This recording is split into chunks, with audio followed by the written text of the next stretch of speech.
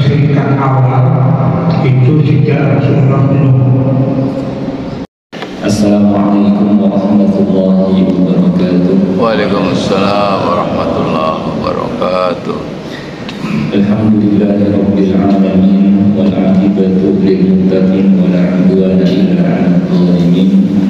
Asyhadu an la ilaha illallah al-malikul haqqul mubin wa asyhadu anna Muhammadar Rasulullah shadiqul wa'dil amin. Allahumma shalli wa sallim ala nabiyyina Muhammad wa ala alihi wa sahbihi ajma'in. Amma ba'd. Pertama-tama kita panjatkan puja dan puji syukur kehadirat Allah Subhanahu wa taala yang tidak henti-hentinya melimpahkan kepada kita semua nikmat-nikmatnya, terutama adalah nikmat Islam. Demikian pula nikmat taufik dimudahkan kita oleh Allah Subhanahu wa taala untuk melangkahkan kaki-kaki kita menuju rumahnya, melaksanakan salah satu perintahnya yaitu salat subuh berjamaah. Dan kemudian kita lanjutkan dengan menyempatkan hadir di majelis ilmu atau majelis ta'lim, di mana masing-masing dari keduanya memiliki keutamaan yang sangat-sangat besar. Salat subuh berjamaah karena Nabi SAW man shalat subha fi jamaah faka'annama qama al-laila kullah. Barang siapa yang salat subuh berjamaah maka seakan-akan dia melakukan salat semalaman suntuk. Beliau juga bersabda, man sholal bardain dakhala jannah. Barang siapa yang melakukan sholat di saat suasana sejuk, yaitu sholat subuh dan asar, maka dia akan masuk ke dalam surga. Beliau juga bersabda, basyiril masyaina fil lail bin nuril dalam yaumal qiyamah. Sampaikan kabar gembira kepada mereka yang melakukan perjalanan di kegelapan malam bahwa mereka akan mendapatkan cahaya yang sempurna nanti pada hari kiamat. Dan keutamaan-keutamaan lainnya dari sholat subuh berjamaah. Sedangkan hadir di majelis ta'lim pun memiliki keutamaan yang sangat besar. Di antaranya sabda Nabi SAW, "Majtama'a qaumun fi baitin min buyutillah." Tidaklah berkumpul satu kaum di salah satu rumah Allah, yatluna kitab Allah, mereka membaca kitabnya, wa yatadarasunahu fima bainahum, dan mengkaji antar sesama mereka, illa nazalat alaihim sakinah, melainkan akan turun ketentraman, wa ghasyiyatuhum rahmah, akan diikuti oleh rahmat, wa dzakarahumullah wa hafathumul malaikah, para malaikat akan mengelilingi. Dan yang terbesar daripada itu adalah wa dzakarahumullah fi man 'indah, Allah akan sebut nama-nama mereka yang hadir di hadapan para malaikat yang ada di sisinya. Dan ini jauh lebih baik sebenarnya ketika nama kita disebut, dikenal di penghuni langit, ya, daripada dikenal di dunia, ya. Maka siapa yang ingin namanya dikenal, di antara adalah hadir di majelis ilmu. Dan keutamaan lainnya adalah bahwa dengan hadir di majelis ilmu juga Allah permudah jalan ke surga dan membantu seseorang istiqomah di atas agama Allah. Karena di majelis ta'lim atau di majelis ilmu disampaikan ayat-ayat Allah, disampaikan hadis-hadis Nabi SAW yang membantu seseorang tetap istiqomah, yang tetap istiqomah di atas agama Allah, sebagaimana firman Allah Ta'ala, wa kaifa takfuruna wa antum tutla 'alaikum ayatullahi wa fikum rasuluh. Dan bagaimana kalian berbalik kafir sedangkan kepada kalian terus dibacakan ayat-ayatnya, dan di tengah-tengah kalian ada Rasulnya SAW ketika itu. Dia telah wafat dan mewariskan kepada kita sunnahnya. Maka siapa yang mendatangi kitabullah, mendatangi sunnah Rasulullah SAW, ya, membuat seseorang akan istiqomah. Ya, kata Allah, bagaimana kalian berbalik kafir sedangkan kepada kalian terus dibacakan ayat-ayatnya dan dibacakan, atau dan ketika itu ada Rasulnya SAW. Ya, setelah beliau berarti disampaikan kepada kalian sunnahnya. Ya, wa man ya'tasim billahi faqad hudiya ila siratal mustaqim. Dan barang siapa yang berpegang dengan tali agama Allah, maka sungguh dia telah ditunjuki kepada jalan yang lurus. Baik, seperti biasa pada pekan ketiga ini kita mempelajari materi tauhid, merujuk kepada kitab Tauhid Muyassar, artinya belajar mudah ilmu tauhid, di mana kita belajar atau kita pelajari ilmu tauhid secara murattabah, secara tertib bertahap dari yang ringan-ringan meningkat dan seterusnya. Dan kalau pada kesempatan yang kemarin kita mempelajari tentang wala dan bara, bahwa termasuk akidah Islam adalah cinta dan benci karena Allah. Kita mencintai karena Allah, membenci pun karena Allah, dan bahkan termasuk keimanan yang menunjukkan keimanan yang sempurna pada diri seseorang. Ketika dia cinta, penyebabnya lillah, benci, ya, pendorongnya juga lillah karena Allah, ya. Atau diistilahkan dengan wala dan bara, ya. Itu sudah kita pelajari.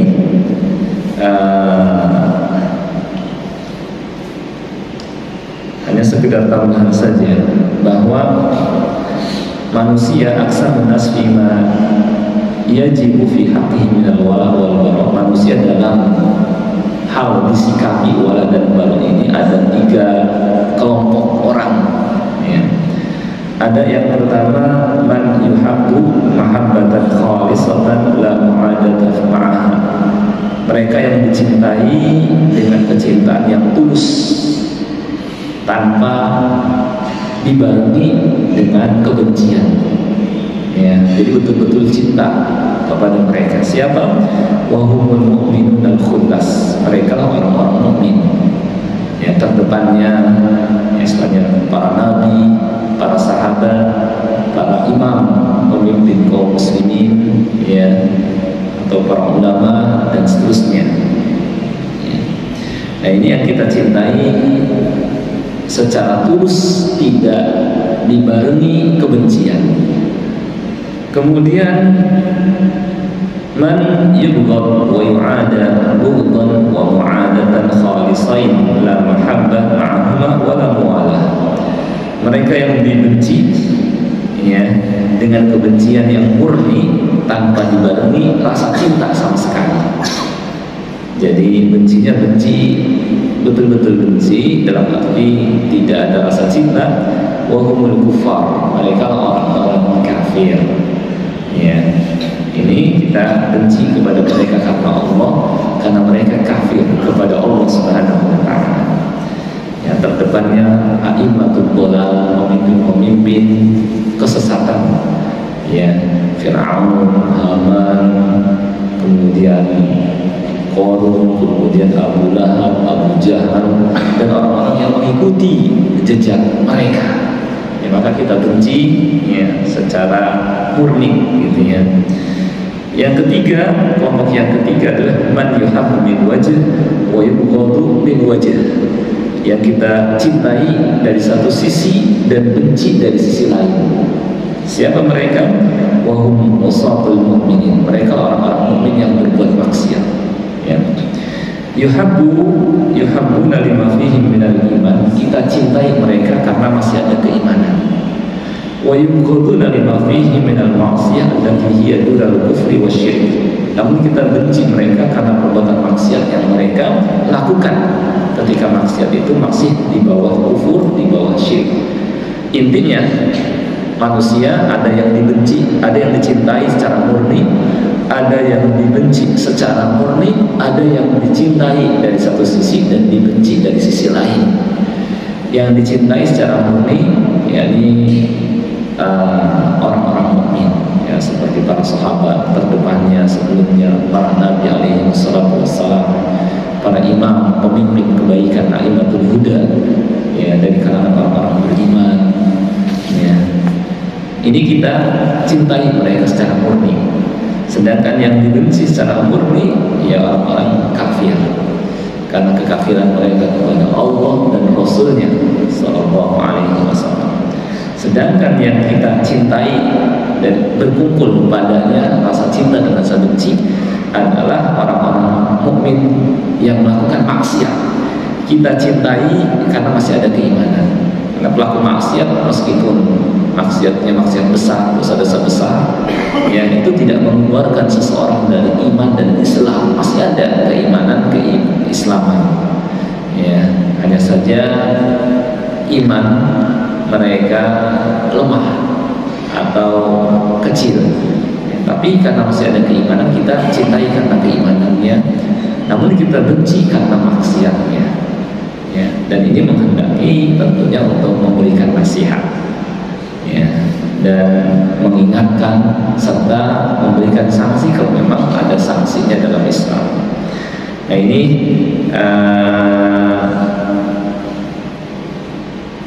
keadaan manusia dalam hal disikapi wala dan bara, baik itu mungkin sebagai pelengkap materi yang lalu, ya. Jadi kalau ada orang mukmin melakukan maksiat, bagaimana sikap kita? Apakah kita cintai secara murni?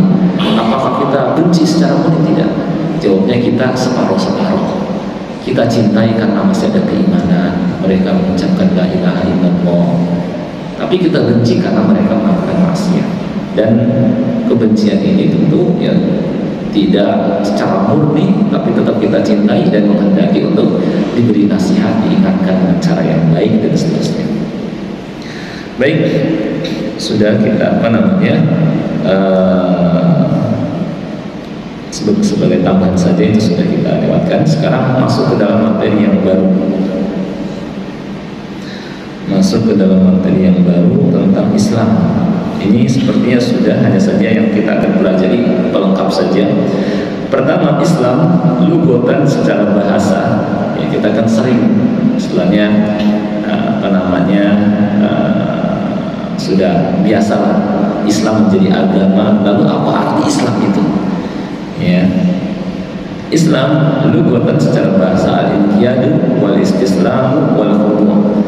Ketika di dalamnya terdapat sikap tunduk, menyerahkan diri dan patuh, itu secara bahasa. Tetapi secara syariat apa yang diinginkan dalam Islam itu adalah ketika pelakunya al-istislam lillahi bitauhid, menyerahkan diri kepada Allah dengan mentauhidkannya. Dia siap mentauhidkan Allah, mengesahkan Allah, hanya menyembah Allah. Nah ini praktek pertama. Yang kedua, wal inqiyadu lahu bi ta'ah, menyatakan tunduk patuh kepada Allah dengan menaatinya. Ya, jadi dalam Islam itu seorang mentauhidkan Allah, mengesahkan Allah, tunduk patuh menaatinya. Yang ketiga, wal bara'atu minasyirki wa ahlihi, berlepas diri dari perbuatan syirik. Ya, demikian pula para pelakunya. Ya, ini arti Islam secara syarak. Mentauhidkan Allah, tunduk menaatinya, dan berlepas diri perbuatan syirik dan para pelakunya. Ya. Islam mengandung arti umum dan mengandung arti khusus. Ya. Mengandung arti umum adalah wa ta'ala billahi bima syara'a mundu an arsala rusul ila qiyamis sa'a, yaitu pengabdian kepada Allah Subhanahu wa taala sesuai syariat yang Allah Subhanahu wa taala syariatkan melalui Rasulnya dari sejak diutusnya para Rasul sampai tibanya hari kiamat. Maksudnya apa? Ketika seseorang hanya menyembah Allah saja dan mengikuti Rasul yang diutus mereka itu, maka orang atau yang melakukannya disebut Muslim. Oleh karena itulah orang-orang Yahudi di zaman Nabi Musa alaihissalam, ketika mereka masih menyembah Allah, mengikuti Nabi Musa alaihissalam itu orang-orang Muslim. Ya.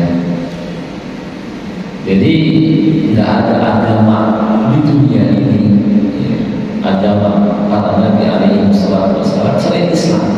Semua Nabi agamanya Islam. Kata Nabi SAW, wa dinuhum wahid, dan agama mereka satu, yaitu Islam.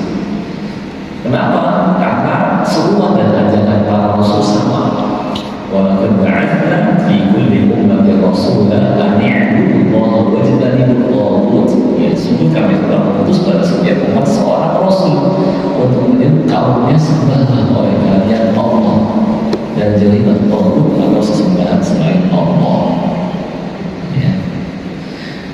Maka Nabi Musa alaihissalam agamanya apa? Islam, kan Yahudi. Nabi Isa alaihissalam agamanya apa? Islam, kan Nasrani. Kenapa kok Islam? Karena baik Nabi Musa, Nabi Isa, dan Nabi-Nabi sebelumnya mengajak menyembah hanya kepada Allah. Gitu ya. Lalu bagaimana status orang-orang Nasrani di zaman Nabi Isa? Muslim. Karena ketika itu mereka masih menyembah Allah. Ya. Kemudian bagaimana keadaan mereka ketika mereka tidak lagi menyembah Allah? Kafir, itu aja. Ya. Jadi mereka kafir. Dan kalau gitu, apakah mereka dikatakan beriman kepada Nabi Isa, beriman kepada Nabi Musa? Tidak kan? Ya, mereka udah nggak beriman kepada Nabi Isa dan nggak beriman kepada Nabi Musa dan Nabi-Nabi sebelumnya. Kenapa? Karena mereka menyembah selain Allah dan karena mereka nggak mau beriman kepada Rasul yang datang setelahnya. Karena kenapa? Ingkar kepada seorang Rasul sama saja ingkar kepada semua Rasul. Kata Allah Subhanahu wa Ta'ala, kadzabat qaum Nuhin mursalin, kaum Nuh telah mendustakan Rasul-Rasul. Kenapa kaum Nuh dikatakan mendustakan Rasul-Rasul? Karena mendustakan Rasul yang mana ajaran masing-masing Rasul intinya sama. Ketika seorang Rasul didustakan, maka sama saja mendustakan Rasul-Rasul yang lain. Maka ketika orang Nasrani tidak beriman kepada Nabi Muhammad SAW, sama aja tidak beriman kepada Nabi Isa, sama aja tidak beriman kepada Nabi Musa dan Nabi-Nabi sebelumnya. Demikian pula ketika orang Yahudi tidak beriman kepada Nabi Isa, sama aja tidak beriman kepada Nabi Musa dan Nabi-Nabi sebelumnya. Ya. Lalu siapakah yang menjadi Muslim ketika ini? Orang-orang Islam itulah yang beribadah kepada Allah kita, ya, dan mengikuti Nabi yang diutus terakhir, Nabi Muhammad SAW. Sehingga prinsip kita amana rasuluhu bima unzila ilaihi min rabbih wal mu'minun kullun amana billahi wa malaikatihi wa kutubihi wa rusulihi la nufarriqu baina ahadin min rusulihi. Rasul telah beriman, orang-orang beriman juga telah. Kita tidak beda-bedakan antara Rasul. Dalam arti apa? Membeda-bedakan seperti orang Yahudi yang hanya beriman sampai Nabi Musa, orang Nasrani yang hanya beriman sampai Nabi Isa. Kita nggak beda-bedakan, semuanya wajib kita imani, itu kita benarkan, dan mereka adalah utusan Allah Subhanahu wa Ta'ala. Kita tidak beda-bedakan. Maksudnya kita imani semuanya. Sebagaimana kitabnya juga kita imani semuanya. Dan tentu yang beriman kepada semua kitab, yang beriman kepada semua Rasul, ya, lebih baik daripada yang hanya beriman kepada sebagian kitab dan sebagian Rasul. Dan inilah agama kita. Yang kedua, Islam dalam arti khusus yaitu yukhtassu bima bu'itsa bihi Muhammadun sallallahu alaihi wasallam. Agama yang dibawa oleh Nabi kita Muhammad sallallahu alaihi wasallam yang intinya sama dengan ajaran para rasul terdahulu, yaitu tauhid. Maka setelah diutus Nabi Muhammad sallallahu alaihi wasallam, ya, kalau manusia tidak beriman kepada beliau, ya, jadilah mereka kafir. Kata Nabi sallallahu alaihi wasallam, "Walladzi nafsu Muhammadin biyadihi." Demi Allah yang nyawa Muhammad di tangannya, la yasma'u bi hadhil ummah. Tidaklah mendengar tentangku umat akhir ini, Yahudi wala Nasrani, baik Yahudi maupun Nasrani, la yu'min billadzi ursiltu bihi, tidak beriman kepada yang aku bawa, illa kana min ashabin nar, melainkan akan menjadi penghuni neraka. Ya. Nah itu Islam dalam arti khusus, ya. Maka nggak cukup hanya misalnya ya sama seperti keyakinan orang-orang pluralis, gitu ya. Semua agama bisa mengantarkan pemeluknya ke surga, ya, nggak benar. Ya. Keyakinan seperti itu bertentangan dengan ajaran Islam. Inna dina indallahil Islam. Agama yang diridhoi di sisi Allah adalah Islam. Ya, karena ya selain Islam, ya, Allah disekutukan. Allah tidak ridho, Dia disekutukan. Ya, maka cuma Islam agama yang diridhoi oleh Allah Subhanahu. Baik, dan sudah diterangkan pada kesempatan sebelumnya dalil dari dari sisi nakli dan akli, ya, yang menunjukkan batilnya pernyataan semua agama sama, semua agama dapat mengantarkan pemiliknya ke surga. Sudah diterangkan secara panjang lebar, dalil secara nakli, akli, secara wahyu dan akal, dan bahwa pernyataan tersebut pernyataan ya sesat dan menyesatkan dan termasuk syubhat iblis, ya, agar manusia meninggalkan agama ini. Baik, berikutnya adalah arkanul Islam, rukun Islam. Kita semua hafal rukun Islam, tetapi mungkin kita setelahnya kurang begitu memahami lebih lanjut tentang rukun ini dan hikmahnya serta urutan, kenapa urutannya seperti itu. Maka pada kesempatan ini kita akan bahas secara singkat juga, ya. Pertama, arkan itu jamak dari kata rukun, artinya tiang penopang, penyangga, itu rukun. Maka ketika digandingkan dengan kata Islam, berarti tiang penyangga Islam. Kenapa? Karena Islam itu diumpamakan seperti bangunan, di mana pada bangunan itu ada pondasi, ada tiang dan ada atap. Nah, tiang-tiangnya penyangga inilah rukun Islam. Syahadatnya itulah pondasinya, di mana seseorang tidak bisa membuat bangunan Islam, membangun bangunan Islam sebelum menyiapkan pondasi. Maka orang-orang Muslim ya, ketika mereka mau juga ingin membangun bangunan Islam, dia harus siapkan pondasinya, harus bersyahadat, atau pintu masuknya adalah syahadat. Kalau kita karena terlahir dari orang tua yang Muslim, maka kita sudah sudah Islam, tidak perlu syahadat ulang, ya, tidak ada syahadat ulang. Di samping itu, kullu mauludin yuladu 'alal fitrah, setiap bayi yang lahir dilahirkan di atas fitrah Islam, ya. Nah, itu ya kenapa ya, ini kita sudah di atas Islam, tinggal kita siapkan penyangganya, ya. Apa penyangganya? Itulah bukan Islam setelah syahadat, yaitu sholat. Dan ini sholat ini yang utama, penyangga utama, supaya bangunan Islam ya itu tegak, ya. Kalau yang utama ini disingkirkan, maka nggak akan tegak bangunan Islam. Maka kalau sholat sudah ditinggalkan, maka ajaran-ajaran yang lain ia lebih mudah ditinggalkan, ya. Kemudian ada tiang zakat, ada tiang puasa, dan ada tiang haji, ya. Sudah kita pelajari ya juga tentang maksud dari syahadat, ya, bahwa intinya syahadat adalah ya bersaksi, artinya adalah menyatakan dengan lisan dan meyakini dengan hati. Bahwa menyatakan dengan lisan, mengucapkan asyhadu an la ilaha illallah wa asyhadu anna muhammadar rasulullah. Meyakini dengan hati, yakni kita yakini konsekuensinya bahwa yang berhak disembah hanyalah Allah, dan bahwa Muhammad sallallahu alaihi wasallam adalah utusan Allah, ya.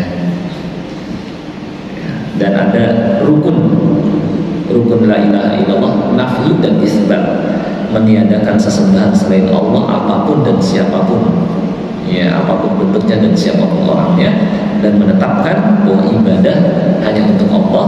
Sedangkan rukun Muhammad Rasulullah 2, meyakini beliau sebagai hamba yang menghendaki tidak boleh dituhankan, dan Rasul yang menghendaki tidak boleh diremehkan, ya. Ini keyakinan kita terhadap Nabi Muhammad Sallallahu Alaihi Wasallam dan nabi-nabi sebelumnya. Hamba tidak boleh disikapi berlebihan sebagaimana orang-orang Nasrani sampai menuhankan, karena beliau manusia seperti kita. Kata Nabi Sallallahu Alaihi Wasallam, innama ana basyarun mithlukum, saya manusia seperti kalian, ya. La tutruni kama atratin nasara, janganlah kalian sikapi aku berlebihan sebagaimana orang-orang Nasrani menyikapi Nabi Isa putra Maryam berlebihan. Innama ana 'abdun faqulu 'abdullah wa rasuluh, saya hanyalah hamba, katakanlah hamba Allah dan Rasulnya. Rasul menghendaki dimuliakan, tidak boleh diremehkan. Tidak seperti orang Yahudi yang meremehkan nabi mereka, ya, mereka sakiti, bahkan di antara mereka bunuh, dan ada pula yang dan mereka dustakan. Ya, ini juga jelas sikap yang salah. Manusia yang punya ketulusan yang tinggi, ingin mengajak kepada kebahagiaan, kebaikan, keberuntungan, masa sih disikapi dengan disakiti, ya, kemudian sampai diganggu, dizolimi, didustakan, ya, apalagi sampai dibunuh. Itu namanya membalas air susu dengan air tuba.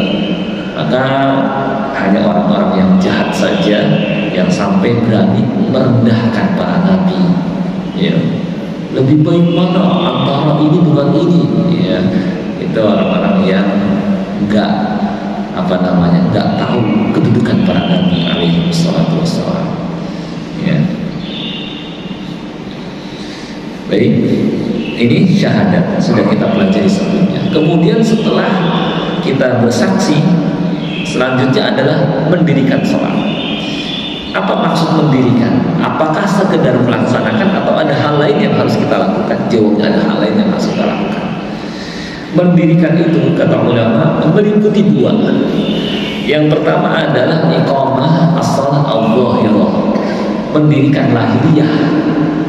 Dan yang kedua iqamatus shalah al-batinah, mendirikan batiniah. Apa maksud mendirikan lahiriah? Yakni dengan kita mengerjakan syarat-syaratnya, mengerjakan pula rukun-rukunnya, mengerjakan pula kewajiban-kewajiban di dalam sholat, dan lebih sempurna lagi kita tambahkan dengan yang sunnah-sunnah, ya. Barulah seseorang dikatakan mendirikan sholat secara lahiriah. Syarat sebelum melakukan sholat seperti menutup aurat, suci dari hadas kecil, hadas besar, bersih dari najis, tibanya waktu sholat, dan seterusnya. Rukun yang harus dikerjakan dalam sholat dari mulai takbiratul ihram, ya, rukun, sujud, dan seterusnya sampai salam, dan ada yang wajib-wajib di dalamnya dan seterusnya. Ini baru mendirikan lahiriah. Kemudian ada yang kedua mendirikan batinnya, yaitu dengan melakukan khusyuk dalam sholat. Maksudnya apa? Dia hadirkan hatinya ketika sholat, fokus memperhatikan sholatnya, ya, tidak pikirannya kemana-mana, dan tidak melakukan banyak kegiatan di luar sholat, gerakan yang tidak dibutuhkan. Lalu apakah berarti tidak boleh perhatian kita terkadang kemana-mana?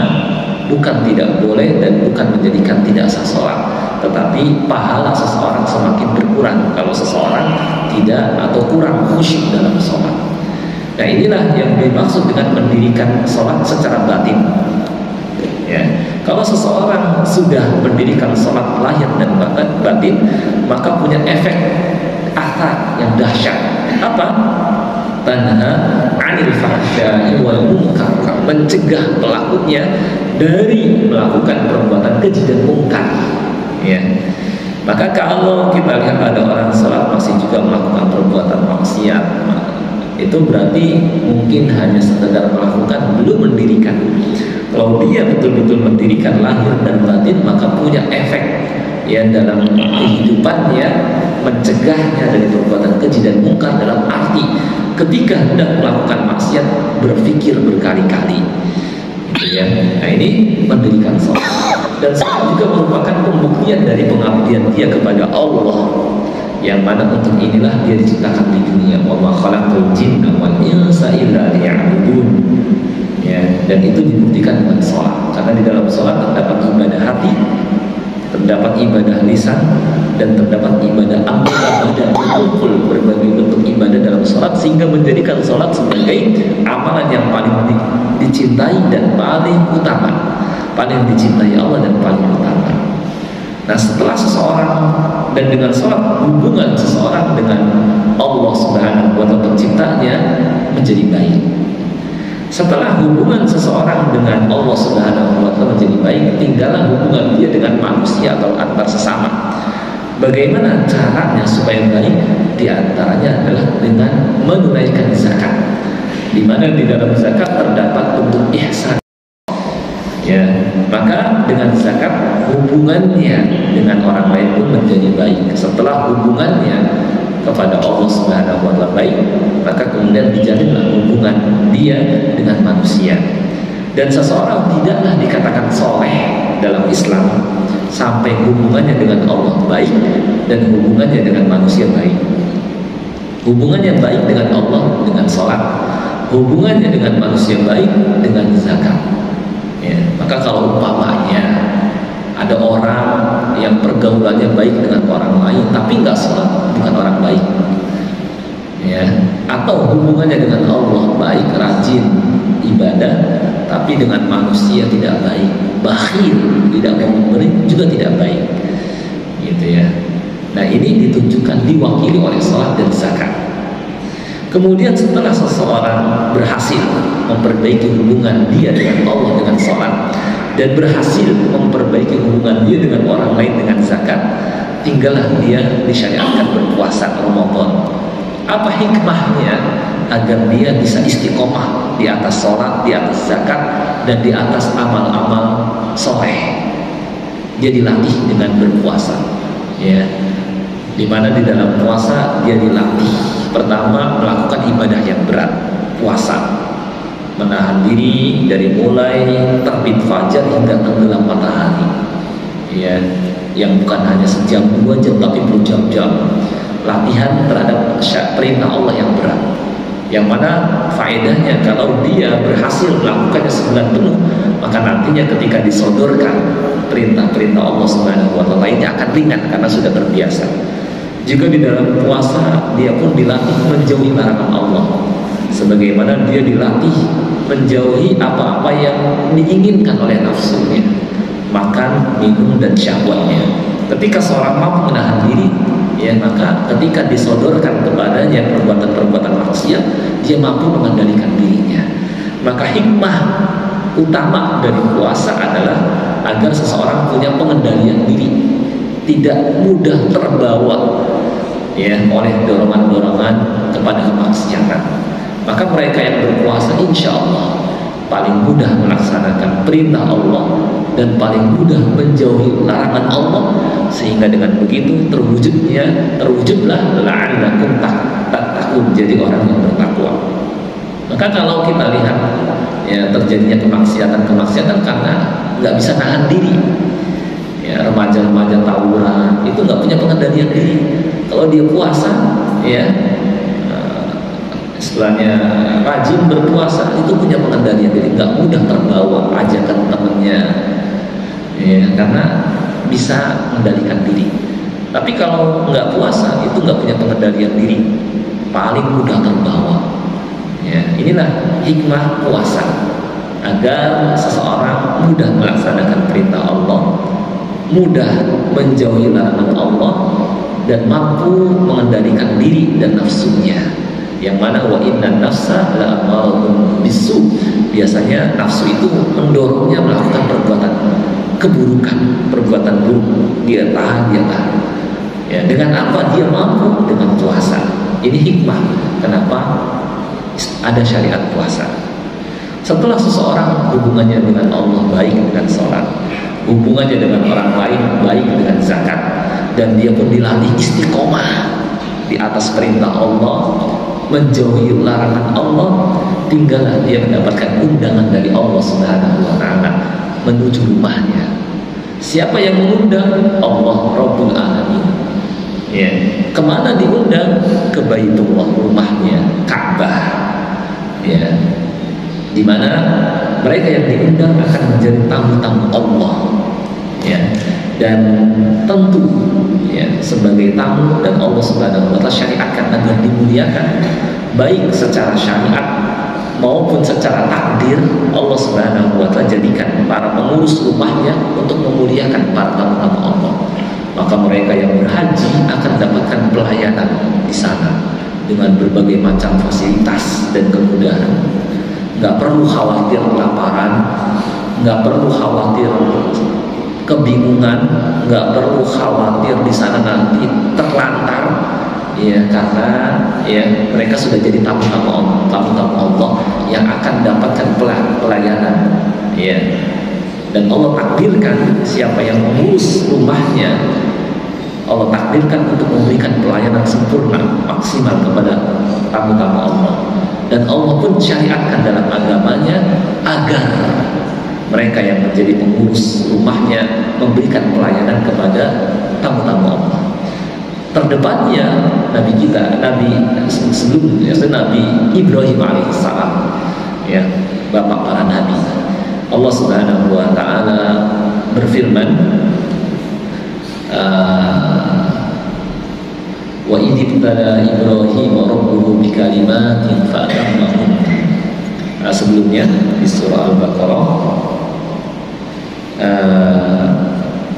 am-tahhir baitiya lil-dhaifina wal-'akifina war-ruk'is sujud.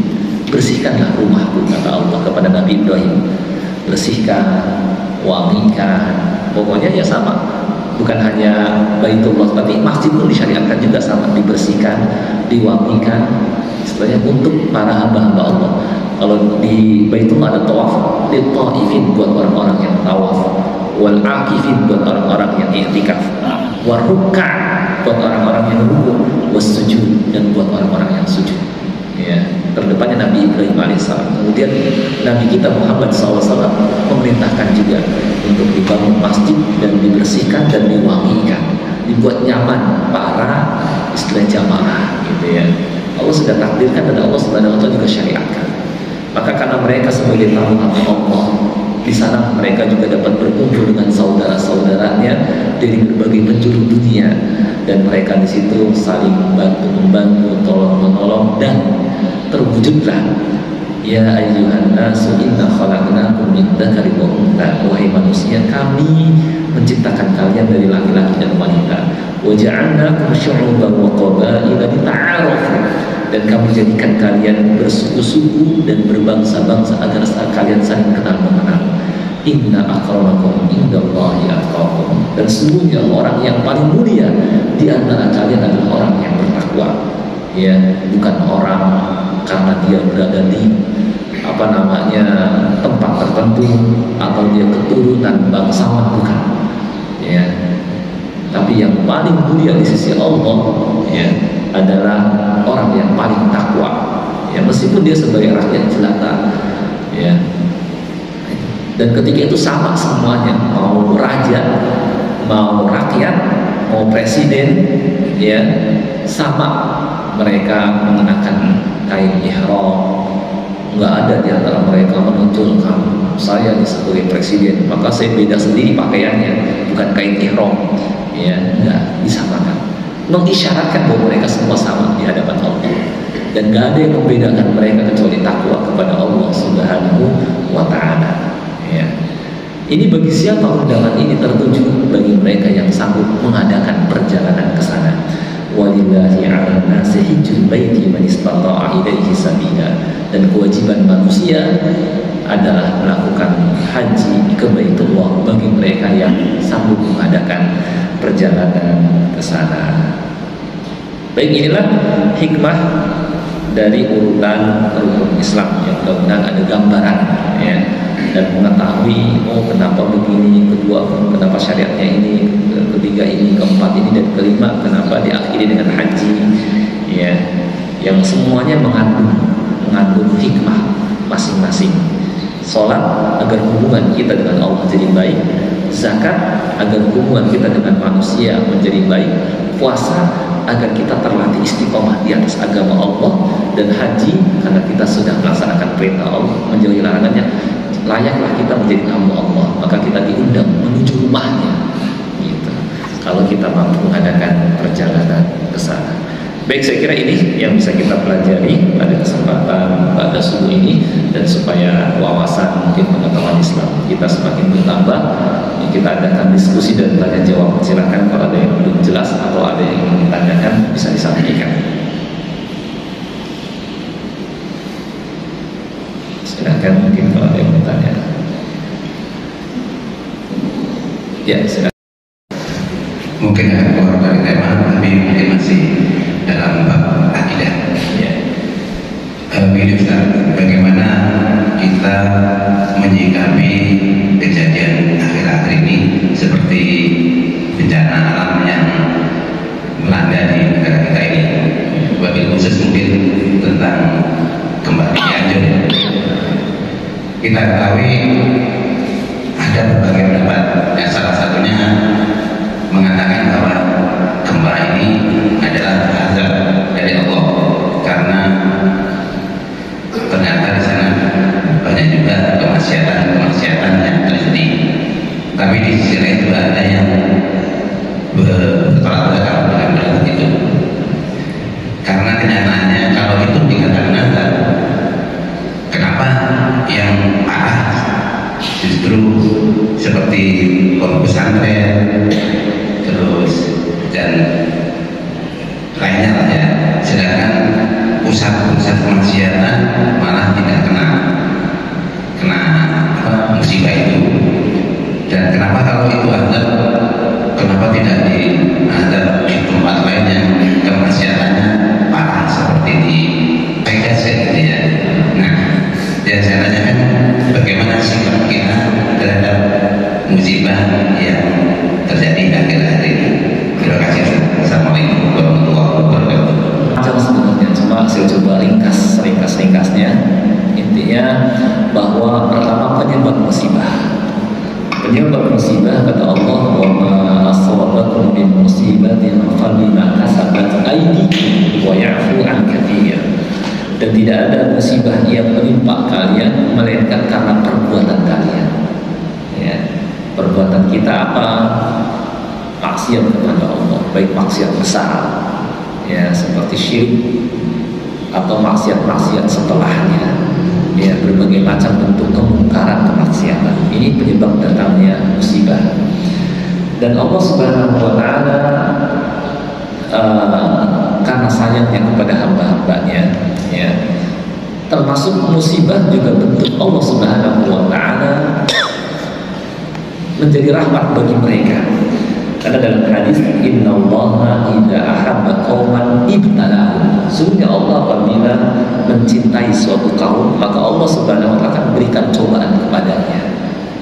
Itu menunjukkan masih diperhatikan sama Allah. Kalau nggak diperhatikan, dibiarin terus supaya numpuk dosa-dosanya. Sehingga karena numpuk dosa-dosanya, dia diazab dengan azab yang besar, yang keras di alam kubur. Kalau belum bersih juga, diazab dengan azab neraka. Maka musibah yang menimpa orang-orang yang beriman itu pertanda Allah perhatian dengan mereka. Untuk apa? Agar mereka kembali kepada Allah. Dan ini lebih baik daripada seseorang terus-menerus, ya, lupa sama Allah, jauh dari Allah, terus mendapatkan kenikmatan seperti yang dialami mereka mungkin yang di Bali, di Las Vegas misalnya, ya, itu numpuk itu kalau seperti itu, namanya istidraj, ya, numpuk terus. Itu sama aja Allah nggak, istilahnya udah tinggal nunggu azab aja di dunia atau ketika pas mati atau di alam akhirat. Maka musibah yang menimpa saudara-saudara kita adalah teguran dan peringatan dan tanda sayang Allah kepada mereka. Masih lebih ringan, kata Allah, kadzalika al'adzab wa la'adzabul akhirati akbar law kanu ya'lamun. Itu hanya contoh sekedar hukuman di dunia, tapi di hukuman di akhirat kalau mereka nggak juga sadar dan nggak juga tobat, lebih dahsyat lagi. Maka peringatan, teguran di dunia masih lebih ringan daripada dibiarin terus sehingga lupa sama Allah Subhanahu wa Ta'ala. Ada sebuah surah, ya, di dalam Al-Quran, di surah Al-Qalam, Allah Subhanahu wa Ta'ala menerangkan penyebab musibah, bentuk musibah, dan hikmah dari musibah. Saya akan bacakan supaya pandangan seseorang itu jadi islami. Karena kan selama ini gara-gara nggak belajar agama, kurang belajar agama, jadi pandangannya ke arah seperti pandangan orang-orang kafir, Orang-orang kafir nggak ambil pelajaran dari musibah. Itu udah biasa, dulu juga sama, nggak ngambil pelajaran. Kita jangan sampai seperti itu. Kata Allah Subhanahu wa Ta'ala di surah Al-Qalam, saya akan bacakan ini supaya pandangan kita jadi Islam, nggak seperti pandangan orang kafir. Kalau orang kafir wajar nggak belajar agama, tapi kalau ada orang Muslim pandangan seperti mereka, aduh ini mah istilahnya mana aja selama ini, gitu ya. Kata Allah Subhanahu wa Ta'ala, Inna balawnahum kama balawna ashabal jannah idz aqsamu la yasrimunha musbihin. Sesungguhnya kami akan berikan cobaan kepada mereka sebagaimana kami berikan cobaan kepada para pemilik kebun. Jadi dulu ada istilahnya para pemilik kebun dimiliki oleh beberapa orang yang bersekutu, ya. Idz aqsamu, saat mereka bersumpah, la yasrimunha musbihin, mereka pasti akan memetiknya besok pagi. Setelah mereka sekian lama ya menanamnya, merawatnya, memupuknya, menyiraminya, tibalah saatnya mereka memetiknya. Mereka pun bersumpah, besok pagi kita bakal memetik hasilnya dan kita memperoleh keuntungan yang banyak. Mereka lupa sama Allah, tidak juga mengucapkan insya Allah, saking mereka jauhnya mereka dari Allah Subhanahu wa Ta'ala, nggak ingat sama Allah, ya, dan sibuk mengurus tanamannya, sibuk dengan dunianya, lupa beribadah kepada Allah, sehingga nggak pernah nyebut nama Allah, udah jarang, tidak juga mengucapkan insya Allah. Disangkanya Allah nggak berkuasa terhadap kebunnya. Fatafa 'alaiha ta'ifun min rabbika wa hum na'imun. Maka Allah Subhanahu wa Ta'ala pun kirimkan musibah di malam hari ketika mereka pada tidur. Ya, jadi ketika pada tidur, ya, para pemilik kebun ini Allah Subhanahu wa Ta'ala kirimkan api yang membakar kebun-kebun mereka, sehingga kebun mereka terbakar, berikut juga buah-buahan habis. Masih belum tahu nih pada tidur, disangka Allah nggak berkuasa kali, ya. Kemudian besok paginya fa'asbahat kasrin Allah. Kemudian kebun-kebun itu pun seperti arang, ya, sudah hitam, kelap, dan ya seperti ya kayu-kayu yang sudah terbakar habis, gitu ya.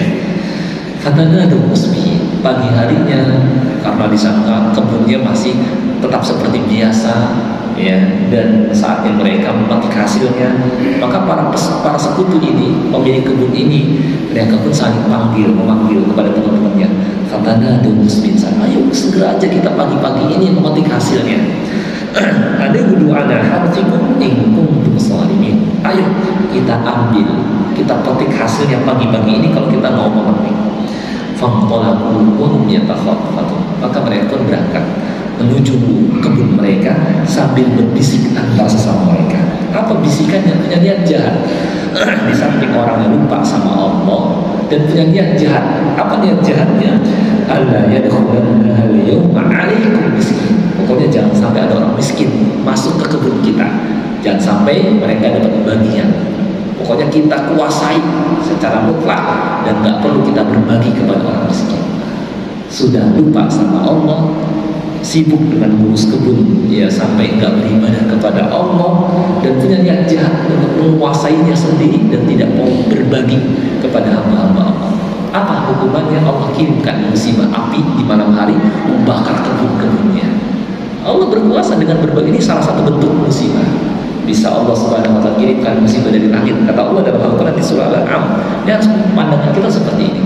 Kata Allah di surah Al-An'am, Qul huwal qadiru ala ayyab'atha 'alaikum 'adzaban min fawqikum. Katakanlah Allah berkuasa mengirimkan hukuman dari langit seperti tadi dikirimkan api atau dikirimkan juga angin, istilahnya badai, ya, angin puting beliung, ataupun dengan hujan yang tidak kunjung henti membuat kebanjiran, ya. Au min tahti arjulikum, atau dari bawah kalian. Allah juga berkuasa dengan menjadikan gempa bumi, tanah longsor. Au yanbisakum syi'an, atau menyatukan kalian kembali dengan musuh-musuh kalian sehingga kalian dijajah seperti dulu. Allah berkuasa banyak cara, ya, dan ini salah satu bentuk dengan Allah Allah Subhanahu wa taala kirimkan musibah dari langit? Bisa. Kalau kita nggak bertakwa kepada Allah, ya kayak tadi lupa sama Allah dan nggak mau berbagi kepada sesama, Allah kirimkan musibah. Mereka sampai pokoknya jangan sampai ada orang miskin masuk ke kebun kita, ya. Falam wagodu ala harbin qatidin. Mereka pun berdoa bersyukur mendatangi kebun mereka sambil ada niat dalam hati jangan sampai ada bagian sedikit pun buat orang miskin.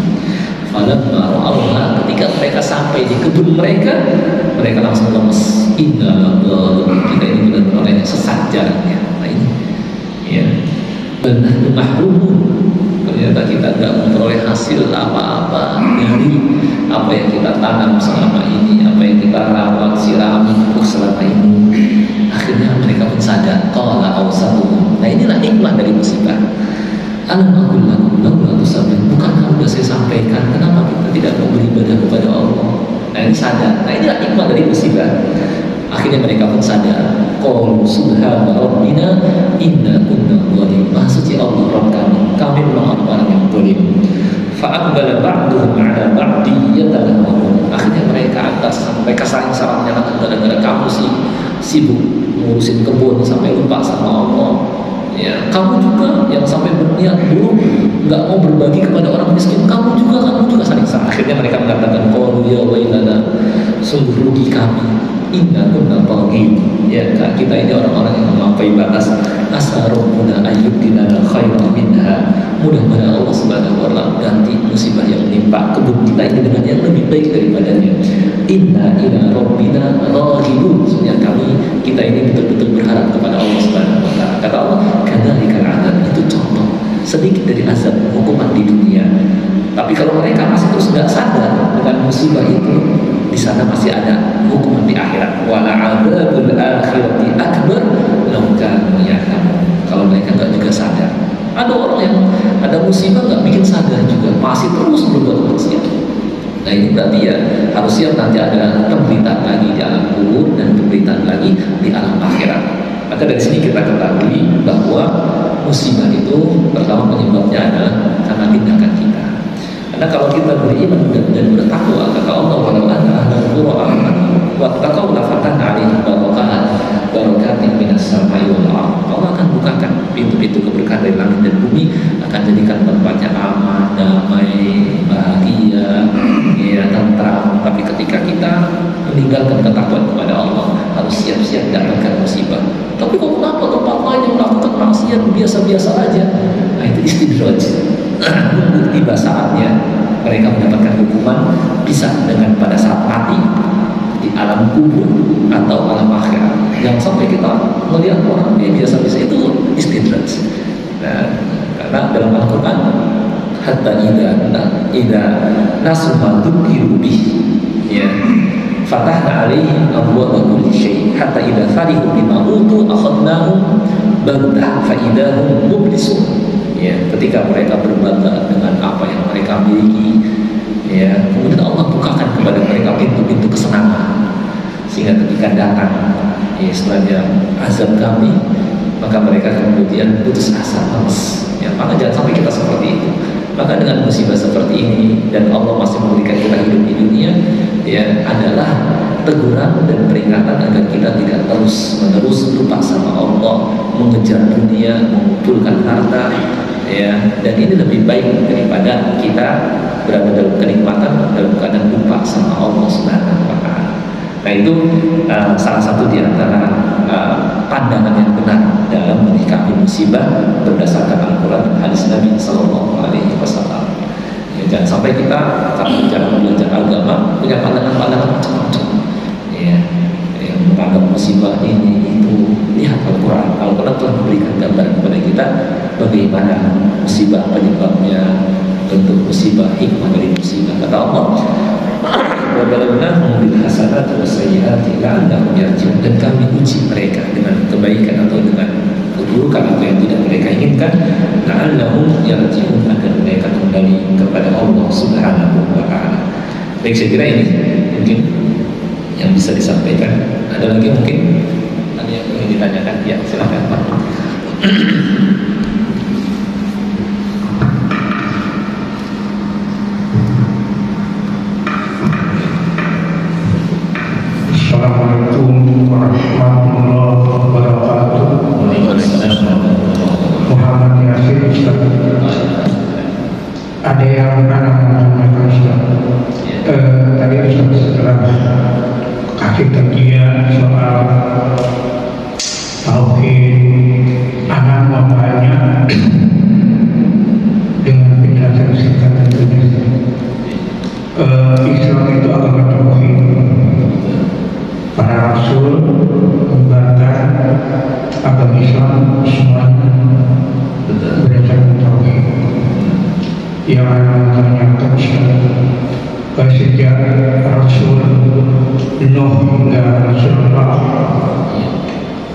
itu penyebab tauhid. Mohon penjelasan Ustaz, kesyirikan awal itu sejak Rasulullah yang membuat hingga sekarang kesyirikan itu dalam bentuk yang besar dan kecil masih terus berlangsung. Barangkali inilah penyebab yang tadi sahabat tanyakan soal musibah. Mau menjelaskan syukur terima kasih bahwa penyebab terjadinya kemusyrikan itu ya, pertama sebelumnya di zaman Nabi Adam alaihissalam sampai 10 abad setelahnya itu manusia di atas tauhid. Jadi manusia semuanya di atas tauhid. Baru setelah 10 abad atau 10 generasi mulailah terjadi kesyirikan. Kapan? Yaitu ketika di zaman Nabi Nuh alaihissalam ada beberapa orang soleh bernama Wad, Suwa', Ya'ud, Ya'ub dan Nasr. Mereka orang-orang soleh yang dicintai oleh masyarakat. Kemudian satu persatu dari mereka meninggal, sedangkan masyarakat mencintainya karena kesolehan mereka.